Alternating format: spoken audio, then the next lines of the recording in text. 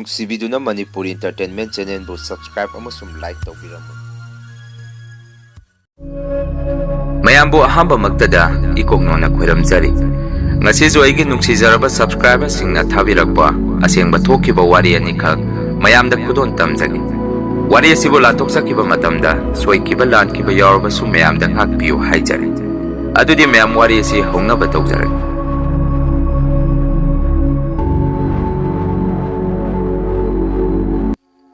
ꯋꯥꯔꯤ ꯑꯁꯤ ꯉꯁꯤꯗꯒꯤ ꯃꯇꯝ ꯀꯨꯏꯔꯕꯒꯤ ꯃꯃꯥꯡꯗ ꯑꯁꯦꯡꯕ ꯑꯣꯏꯅ ꯊꯣꯛꯈꯤꯕ ꯊꯧꯗꯣꯛ ꯑꯃꯒꯤ ꯋꯥꯔꯤꯅꯤ꯫ ꯑꯩꯅ ꯑꯉꯥꯡ ꯑꯣꯏꯔꯤꯉꯩ ꯑꯩꯒꯤ ꯄꯨꯄꯨ ꯕꯣꯕꯣꯛ ꯑꯃꯗꯤ ꯏꯃꯨꯡ ꯃꯅꯨꯡ ꯂꯩꯀꯥꯏꯒꯤ ꯃꯤꯑꯣꯏꯁꯤꯡꯅ ꯋꯥꯔꯤ ꯑꯣꯏꯅ ꯁꯥꯟꯅꯈꯤꯕꯗ ꯑꯩꯅ ꯇꯥꯖꯍꯧꯕꯗꯒꯤ ꯋꯥꯔꯤ ꯑꯣꯏꯅ ꯏꯗꯨꯅ ꯃꯌꯥꯝꯗ ꯂꯥꯟꯊꯣꯛꯆꯕꯅꯤ꯫ ꯑꯁꯨꯝꯅ ꯑꯩꯅ ꯍꯧꯖꯤꯛ ꯂꯩꯔꯤꯕ ꯑꯩꯈꯣꯏꯒꯤ ꯌꯨꯝ ꯆꯪꯉꯛꯄꯒꯤ ꯂꯩꯔꯛ ꯑꯁꯤ ꯈꯔ ꯁꯨꯛꯄ ꯎ ꯋꯥꯅ ꯅꯥꯀꯟ ꯌꯦꯠꯂꯣꯝ ꯏꯀꯣꯏ ꯀꯣꯏꯅ ꯍꯧꯕ, ꯍꯦꯛ ꯎꯕꯗ ꯏꯁꯥꯗ ꯊꯨꯛ ꯂꯥꯎꯕ ꯀꯤꯖꯕ ꯃꯐꯝ ꯑꯃ ꯑꯣꯏꯔꯝꯃꯤ꯫ ꯃꯗꯨꯅ ꯅꯨꯃꯤꯗꯥꯡ ꯈꯔ ꯊꯦꯡꯂꯛꯂꯕꯗꯤ ꯂꯩꯔꯛ ꯑꯁꯤꯗ ꯃꯤ ꯀꯌꯥ ꯏꯆꯠ ꯆꯠꯅꯗꯦ꯫ ꯑꯗꯨꯒ ꯑꯩꯅ ꯂꯩꯔꯤꯕ ꯌꯨꯝ ꯑꯁꯤꯁꯨ ꯏꯪꯈꯣꯜ ꯈꯔ ꯆꯥꯎꯏ, ꯄꯨꯈ꯭ꯔꯤ ꯑꯃꯁꯨ ꯏꯪꯈꯣꯜ ꯃꯇꯣꯟꯗ ꯂꯩ꯫ ꯑꯁꯨꯝꯅ ꯅꯨꯃꯤꯠ ꯑꯗꯨ ꯕꯕꯥ ꯆꯥꯛ ꯆꯥꯅꯕ ꯑꯃ ꯆꯠꯈꯤꯕꯗꯒꯤ ꯄꯨꯡ ꯐꯅ ꯊꯦꯡꯉꯐꯥꯎ ꯌꯨꯝꯗ ꯍꯟꯖꯜꯂꯛꯈꯤꯗꯦ꯫ ꯃꯇꯝ ꯑꯗꯨꯗ ꯏꯃꯥꯒ ꯑꯕꯣꯛꯀꯅ ꯑꯁꯥꯏꯐꯥꯎ ꯆꯠꯇꯨꯅ ꯕꯕꯥꯕꯨ ꯌꯦꯡꯉꯨꯁꯤ ꯍꯥꯏꯗꯨꯅ ꯂꯥꯇꯦꯟ ꯑꯃ ꯄꯥꯏꯔꯒ ꯌꯨꯝꯗꯒꯤ ꯊꯣꯔꯛꯇꯨꯅ ꯑꯩꯈꯣꯏ ꯂꯩꯔꯛ ꯃꯄꯥ ꯌꯧꯔꯛꯈꯤ꯫ ꯃꯗꯨꯗ ꯑꯩꯈꯣꯏ ꯊꯣꯡꯒꯥꯟ ꯃꯄꯥꯗ ꯂꯥꯏꯁꯪ ꯑꯃꯁꯨ ꯂꯩ꯫ ꯂꯥꯏꯁꯪ ꯑꯗꯨꯒꯤ ꯅꯥꯀꯟꯗ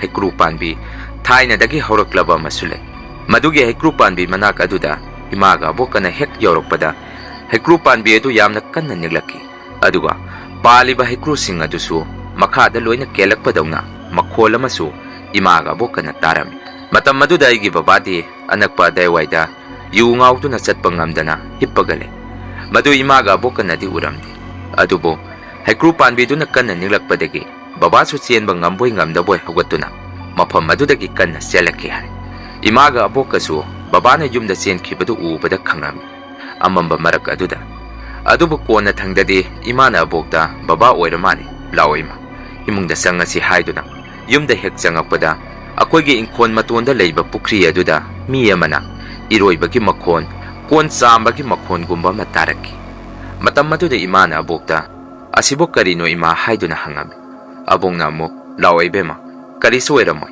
ꯏꯃꯨꯡꯗ ꯆꯪꯉꯁꯤ ꯍꯥꯏꯗꯨꯅ ꯀꯤꯅ ꯌꯨꯝꯗ ꯆꯪꯉꯛꯈꯤ꯫ ꯃꯁꯤꯒꯤ ꯃꯇꯨꯡ ꯅꯣꯡ ꯅꯤꯅꯤ ꯂꯩꯔꯒ ꯑꯩꯈꯣꯏꯒꯤ ꯕꯥꯆꯧ ꯑꯌꯨꯛ ꯑꯉꯟꯕꯗ ꯂꯥꯡ ꯀꯥꯏꯕ ꯆꯠꯂꯨꯅꯤ ꯍꯥꯏꯗꯨꯅ ꯌꯨꯝꯗꯒꯤ ꯊꯣꯛꯈꯤ꯫ ꯑꯗꯨꯕꯨ ꯅꯨꯃꯤꯠ ꯑꯗꯨꯁꯨ ꯑꯩꯈꯣꯏ ꯕꯥꯆꯧ ꯄꯨꯡ 4 ꯑꯗꯥꯏꯗ ꯊꯣꯛꯈꯤꯕꯗꯒꯤ ꯐꯅ ꯊꯦꯡꯂꯐꯥꯎ ꯌꯨꯝꯗ ꯍꯟꯖꯜꯂꯛꯈꯤꯗꯦ꯫ ꯃꯗꯨꯗ ꯕꯕꯥꯒ ꯑꯕꯣꯛꯀꯅ ꯊꯤꯕ ꯆꯠꯂꯨꯒꯦ ꯍꯥꯏꯗꯨꯅ ꯊꯣꯡꯒꯥꯟ ꯍꯦꯛ ꯌꯧꯔꯛꯄꯗ ꯕꯥꯆꯧꯗꯤ ꯒ꯭ꯌꯥꯟ ꯇꯥꯗꯅ ꯂꯩꯀꯥꯏꯒꯤ ꯃꯤꯑꯣꯏꯁꯤꯡꯅ ꯊꯥꯡꯉꯒ ꯌꯨꯝꯗ ꯄꯨꯔꯛꯈꯤ꯫ ꯃꯆꯤꯟꯗꯁꯨ ꯀꯔꯤꯅꯣ ꯈꯪꯗꯕ ꯋꯥꯍꯩ ꯈꯔ ꯆꯣꯏꯔꯣꯟ ꯑꯣꯏꯅ ꯀꯟꯙꯥ ꯄꯤꯌꯨ, ꯀꯥꯡꯈꯟ ꯄꯤꯌꯨ ꯍꯥꯏꯔꯛꯈꯤ꯫ ꯃꯇꯧ ꯑꯗꯨꯗ ꯑꯕꯣꯛꯀ ꯕꯕꯥꯒꯁꯨ ꯌꯥꯝꯅ ꯄꯥꯈꯠꯂꯝꯃꯤ꯫ ꯉꯥꯏꯍꯥꯛ ꯂꯩꯔꯒꯗꯤ ꯕꯥꯆꯧꯗꯣ ꯃꯥꯏꯕ ꯑꯃ ꯀꯧꯔꯒ ꯌꯦꯡꯍꯟꯕꯗ ꯃꯁꯥꯗ ꯒ꯭ꯌꯥꯟ ꯂꯥꯛꯇꯨꯅ ꯑꯁꯨꯝꯅ ꯍꯥꯏꯔꯛꯈꯤ꯫ ꯑꯩꯅ ꯉꯁꯥꯏ ꯂꯥꯡ ꯀꯥꯏꯕ ꯆꯠꯄꯗ ꯑꯩꯈꯣꯏ ꯂꯩꯔꯛꯁꯤ ꯈꯔ ꯍꯦꯟꯗꯣꯔꯛꯄꯗ ꯃꯁꯦꯡ ꯃꯔꯪ ꯑꯉꯥꯡ ꯃꯆꯥꯒꯨꯝꯕ ꯃꯐꯤ ꯁꯦꯠꯇꯕ ꯈꯔ ꯑꯩꯒꯤ ꯏꯃꯥꯡꯗ ꯀꯟꯙꯥ ꯄꯤꯌꯨ, ꯀꯥꯡꯈꯟ ꯄꯤꯌꯨ ꯍꯥꯏꯗꯨꯅ ꯀꯣꯏꯁꯤꯜꯂꯛꯈꯤ꯫ ꯉꯥꯏꯍꯥꯛ ꯂꯩꯔꯒꯗꯤ ꯑꯩꯁꯨ ꯒ꯭ꯌꯥꯟ ꯃꯥꯡꯈ꯭ꯔꯦ ꯍꯥꯏꯗꯨꯅ ꯕꯥꯆꯧꯅ ꯄꯥꯎ ꯇꯝꯃꯛꯈꯤ꯫ ꯃꯁꯤꯒꯤ ꯃꯇꯨꯡ ꯅꯨꯃꯤꯠꯇꯨꯒꯤ ꯑꯍꯤꯡ ꯑꯗꯨꯗꯁꯨ ꯕꯥꯆꯧꯗꯤ ꯊꯣꯡ ꯍꯥꯡꯗꯨꯅ ꯃꯄꯥꯟꯗ ꯊꯣꯛꯈꯤ꯫ ꯏꯃꯨꯡꯒꯤ ꯃꯤꯁꯨ ꯑꯃꯠꯇ ꯈꯪꯉꯝꯗꯦ꯫ ꯑꯗꯨꯕꯨ ꯕꯕꯥꯅ ꯃꯤꯀꯞ ꯊꯣꯔꯛꯄꯗ ꯌꯨꯝꯒꯤ ꯊꯣꯡ ꯑꯗꯨ ꯍꯥꯡꯗꯨꯅ ꯂꯩꯔꯝꯕ ꯊꯦꯡꯅꯔꯝꯃꯤ꯫ ꯕꯥꯆꯧꯁꯨ ꯂꯩꯔꯝꯗꯕꯗꯨꯗ ꯏꯃꯨꯡꯒꯤ ꯃꯤ ꯃꯌꯥꯝꯁꯨ ꯃꯄꯥꯟꯗ ꯊꯣꯛꯇꯨꯅ ꯀꯣꯏꯊꯤ ꯊꯤꯔꯝꯃꯤ꯫ ꯃꯇꯝ ꯑꯗꯨꯗ ꯑꯩꯈꯣꯏꯒꯤ ꯄꯨꯈ꯭ꯔꯤꯔꯣꯝꯗ ꯃꯈꯣꯜ ꯑꯃ ꯇꯥꯏ ꯍꯥꯏꯗꯨꯅ ꯄꯨꯄꯨꯅ ꯌꯦꯡꯕ ꯆꯪꯒꯦ ꯇꯧꯕꯗ ꯏꯕꯣꯛꯅ ꯄꯨꯄꯨꯕꯨ ꯐꯥꯗꯨꯅ ꯆꯠꯈꯤꯅꯨ, ꯄꯨꯈ꯭ꯔꯤꯁꯤꯗ ꯑꯆꯧꯕ ꯂꯩꯔꯝꯃꯣꯏ ꯍꯥꯏꯔꯝꯃꯤ꯫ ꯑꯗꯨꯕꯨ ꯄꯨꯄꯨꯅ ꯑꯃꯨꯛꯇꯗꯤ ꯌꯦꯡꯉꯨꯒꯦ ꯍꯥꯏꯗꯨꯅ ꯆꯪꯁꯜꯂꯒ ꯌꯦꯡꯉꯨꯕꯗ ꯄꯨꯈ꯭ꯔꯤꯗꯨꯗ ꯕꯥꯆꯧꯗꯤ ꯃꯆꯤꯟꯗ ꯑꯩꯕꯨ ꯃꯣꯏꯅ ꯀꯧꯔꯦ ꯍꯥꯏꯗꯨꯅ ꯏꯔꯥꯛꯅꯕꯒꯤ ꯃꯑꯣꯡꯗ ꯃꯊꯛꯇ ꯑꯃꯨꯛ ꯐꯥꯎꯒꯠ ꯑꯃꯨꯛ ꯂꯨꯞ ꯇꯧꯗꯨꯅ ꯂꯩꯔꯝꯃꯤ꯫ ꯃꯗꯨꯗꯒꯤ ꯕꯕꯥꯒ ꯄꯨꯄꯨꯒ ꯄꯨꯈ꯭ꯔꯤꯗꯨꯗ ꯆꯣꯡꯊꯗꯨꯅ ꯕꯥꯆꯧꯕꯨ ꯂꯧꯈꯠꯅꯕ ꯌꯥꯝꯅ ꯀꯟꯅ ꯍꯣꯠꯅꯔꯝꯃꯤ꯫ ꯑꯗꯨꯕꯨ ꯉꯝꯃꯛꯇꯕꯗꯒꯤ ꯈꯥ ꯋꯥꯡꯒꯤ ꯏꯈꯨꯔꯥꯏꯟꯗꯣꯟ ꯀꯧꯗꯨꯅ ꯃꯌꯥꯝ ꯆꯪꯗꯨꯅ ꯐꯥꯔꯒ ꯄꯨꯈ꯭ꯔꯤ ꯑꯗꯨꯗꯒꯤ ꯆꯤꯡꯈꯠꯂꯛꯈꯤ꯫ ꯑꯗꯨꯕꯨ ꯕꯥꯆꯧꯗꯤ ꯃꯁꯥꯗ ꯒ꯭ꯌꯥꯟ ꯃꯦꯟ ꯇꯥꯗꯅ ꯄꯨꯈ꯭ꯔꯤꯗꯨꯗ ꯑꯃꯨꯛ ꯍꯦꯛꯇ ꯆꯣꯡꯊꯈꯤꯒꯦ ꯇꯧꯔꯝꯃꯤ꯫ ꯑꯁꯨꯝꯅ ꯅꯨꯃꯤꯠ ꯑꯗꯨꯗ ꯕꯥꯆꯧꯕꯨ ꯌꯥꯝꯅ ꯋꯥꯅ ꯃꯌꯥꯝ ꯆꯪꯗꯅ ꯂꯥꯛꯅꯔꯝꯃꯤ꯫ ꯑꯗꯨꯒ ꯃꯥꯏꯕ ꯃꯥꯏꯕꯤ ꯀꯧꯗꯨꯅ ꯕꯥꯆꯧꯕꯨ ꯌꯦꯡꯍꯜꯂꯝꯃꯤ꯫ ꯃꯗꯨꯗꯒꯤ ꯇꯞꯅ ꯅꯣꯡꯃꯒꯤ ꯕꯥꯆꯧ ꯒ꯭ꯌꯥꯟꯗꯤ ꯇꯥꯔꯛꯈꯤ꯫ ꯃꯁꯤꯒꯤ ꯃꯇꯨꯡ ꯃꯇꯝ ꯈꯔ ꯂꯩꯔꯒ ꯑꯃꯨꯛ ꯑꯩꯈꯣꯏ ꯂꯩꯀꯥꯏꯗꯒꯤ ꯏꯈꯨꯔꯥ ꯑꯃ ꯂꯨꯍꯣꯡꯗꯧꯔꯤꯕ ꯏꯈꯨꯔꯥ ꯑꯗꯨꯒꯤ ꯃꯃꯥꯗꯨꯅ ꯌꯨꯝꯊꯣꯡ ꯈꯨꯗꯤꯡꯒꯤ ꯀ꯭ꯋꯥ ꯈꯦꯠꯅꯕ ꯀ꯭ꯋꯥ ꯊꯤꯟꯕ ꯂꯥꯛꯑꯝꯃꯤ꯫ ꯅꯨꯃꯤꯠ ꯑꯗꯨ ꯑꯩꯈꯣꯏ ꯌꯨꯝꯗꯁꯨ ꯀ꯭ꯋꯥ ꯈꯔ ꯄꯤꯔꯝꯃꯒ ꯍꯟꯈꯤ꯫ Ngahak leiragadi kwa thilamba ine adu akoi leiraktudagi kanna lauraki. Matamduda mayam chenthoknaduna yengnarubada ine aduna pukiba kwasing adu akoigi leirak aduda loina chaithokduna leirami. Mataw aduda babana kamaina tawrino hangubada ine aduna sumna khumaki. Aina noidagi thorakpada aige tungda mi ama inarakpadawna sum tawi. Onthokduna yengubada su kanasu hek leiramdi. Adubu hanjan hanjan aibu kaihawbadawna tawraki. Maduda aisu kiboy sawningboy chin thirubadagi aigi khutagi kwase kamaina tawrino khangde. Mina munbadawna taplawna singaga loina sakhaiki. Mataw asida aisu mi tanaba haiduna kanna laubani hairaki. Masigi matung ine adu masanupa luhongdringai mamangda yamna kanna layong khangdana naraki. Adubu konadi tamna tamna phagi. Asumna nongthi nomangba amadi mai laktaba numit kumbada leirak adu mioy amata chanaramdi.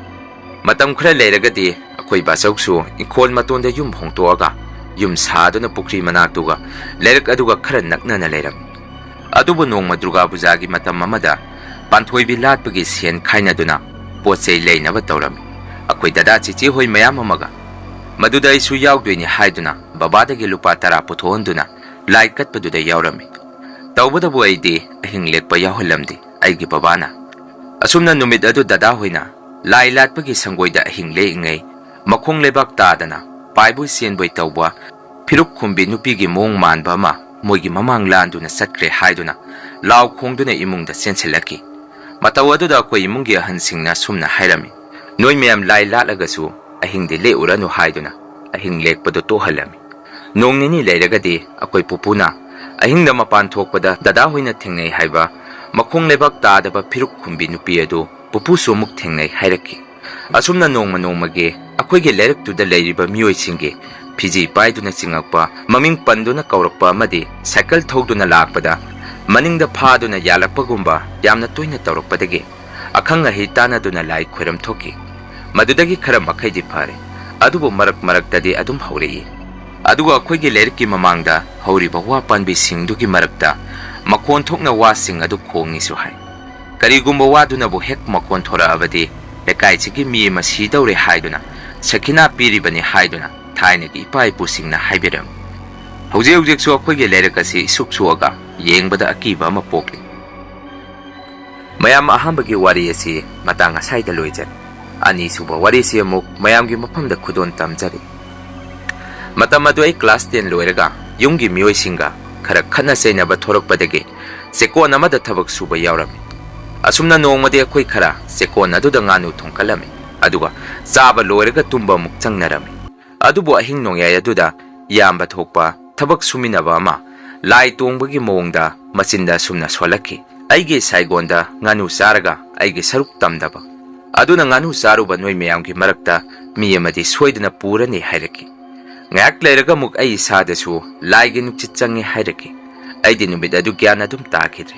Adubu kona thangda makhoina ingonda sumna hairaki. Suresh nangi nasate tingthoaga akiba mataw amada nachindagi ngasidi mi ama lawge lakpani. Noina mafam asida leiraga aigi saruk tamdaba aibu sithawoidaba haina pungangda ngangi hairaki. Masigi matung aina gyan tarakpada thabuk maphongi muhari aduga maiba amaga aigi nakta leirami. Akoibadasu chekon aduda thabak suriba mi mayam ama aingonda yengduna leirami. Masigi matung matang khara leiraga amuk matam adu ningtham thagi matam law khawba loiraga aina thabak suramba chekon adugi manakta khonglam ama sulai. Mafam aduda nga lang thakpa chalami. Aduga numidang wairangge pung 5:30 tarakpa tai waida lang adu kaiba muk chalami. Aigi hui German Shepherd amaga. Asumna aigi hui aduga aiga lang kaiba lakpada iram khonglam mapa ama yoksalakpada aigi hui do maning halaga sumsat khinaba honai. Aisu numit adu punganga karino ngasi aigi hui sina tawrokli basibu khanduna nampuda aisu hui adu purka sumdai. Adubu laptakna mioi ama lang thakpagi mongda tuminna leptuna leirami. Aisu mi lang kaiba oiramani haiduna kyam thurage hangam. Adubu mioi adudi karimata khumakti. Madudaisu yu ngauri boy ningduna karisu khandana mafam adu lanthoraki. Ngayak leiraga muk ngayakki mamangda thengnakiba mioi aduga chap manaba nupa ama muk leppaga leiram. Aisu karimata haide tumina ina lang thamba mafam adu tamna lai. Adubu handaksu amuk aige lang thakpam mapa aduda mamangda thengnakiba mioi aniduga manaba mioi ama muk lepamki. Handakti aichu wakhal ama laki karino ngasi aigi mitta uriba mayam sibo ngasai su aigi khuisi maning halaga yumda chatnabada honaban mafam asida karigumba posak amati leire haiduna aichu tungsat launu onthokuna yumda lake hek tawrokpada ngasai aina ukhiba myoy ahumdo amukta ahum madu pulap punsilaga aduga sung wangkhalakpadawna aigi mitta urakki madudagi aisu mafam marang khangdaba makai yum tabu yauradi haiduna chelakki adubu aichu pakatman khiduna chelakpada khong leichanduna upsallami matam maduda kiraba karino khangdraba mira laira khangdraba posakadu aigi nakta sum changsalaki maduda aigi huisu kanna khong aisu isada tamna gyan mangsalaki aigi hui adusu moina phubibagi mawngda makhol soina tarami kona de aina chekon manungda laisang oina sarga laliba iswara dubo wakhanda ningsingai madudagi kanagumba miyoy amana aigi khutpaiduna singkhalaki adubo aide gyan mangami asumna aina gyan tarakpada aigi nakta maiba ni leirami aduga makhoina aingonda sumna hairaki nangna lang kaiba changuriba lakhong adu manin khara naiba mafam hayangkhai changuranu nangna thwai manghogdrido pharabane hairaki aduga aigi khongdasu amuba dakpham mayam ama targa leirami matam khara de ai hogat kangkhat chatpa ngamangkhidi masini mayam ngasige rian horror story matangi wari thagalakpada mayam punna muk thengnarasi ngasigi di mayam dagi kainanaba bidai laujari